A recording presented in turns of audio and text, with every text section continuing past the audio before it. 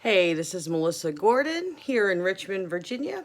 I'm going to be presenting my video discussion for informed consent for ethics in counseling here at Liberty University. It's really nice to finally see some faces attached to a name. And let's get started. Alrighty, so informed consent explains the counseling process to the prospective client. It really displays the ethical autonomy of the field of counseling.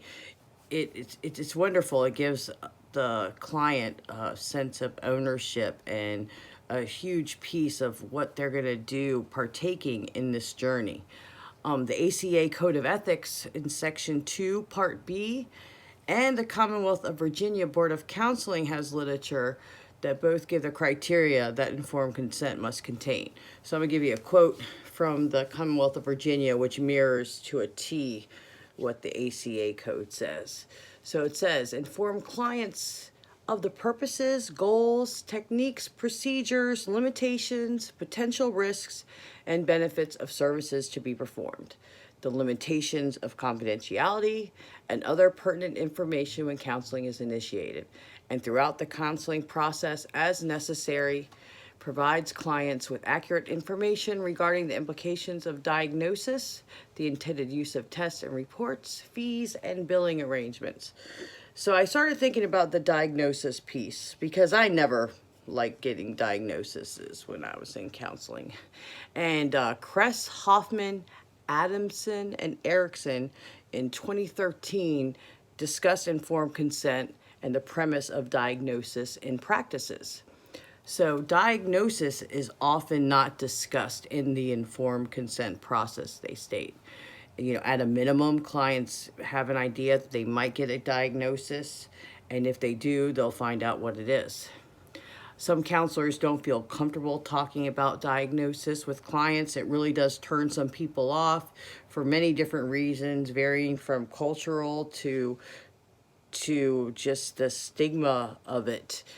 People just might not go into the counseling process with you if they know that there's a diagnosis involved.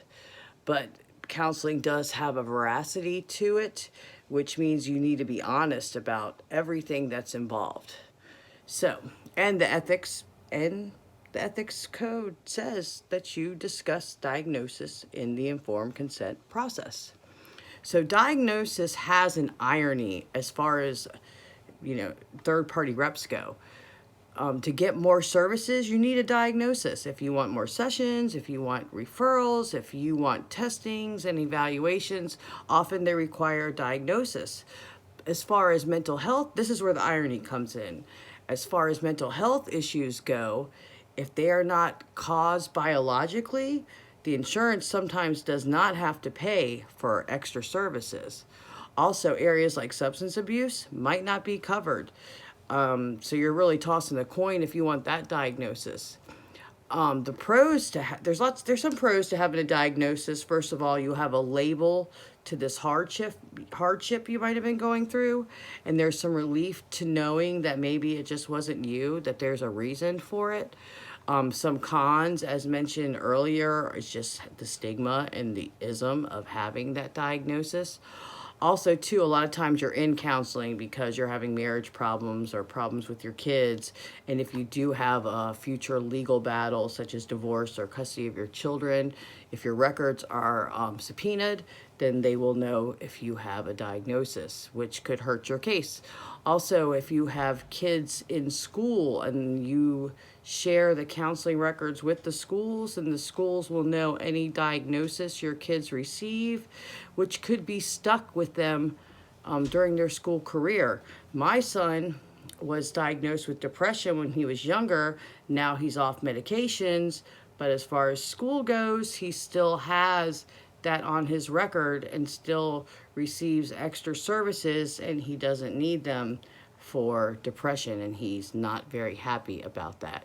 The DSM also is on your insurance record, so every doctor is going to know what your diagnosis was from counseling. I got informed consent form from Hopeful Counseling off the internet. And it's really wonderful the way it describes counseling and the process. It's very, very honest about it. It talks about how it's a difficult process. A lot of feelings come up. It's a hard thing to do, but if you go through it, it's a great journey. They don't sugarcoat the counseling experience at all. They go through all the stuff that they talk about in the form consent criteria, HIPAA, billing, termination of services, when your confidentiality might have to be broken, mandated cases. But one thing that I did not see anywhere on this form was highlighting diagnosis, testing results, or what can happen, the implications of having a diagnosis, both the pros and the cons.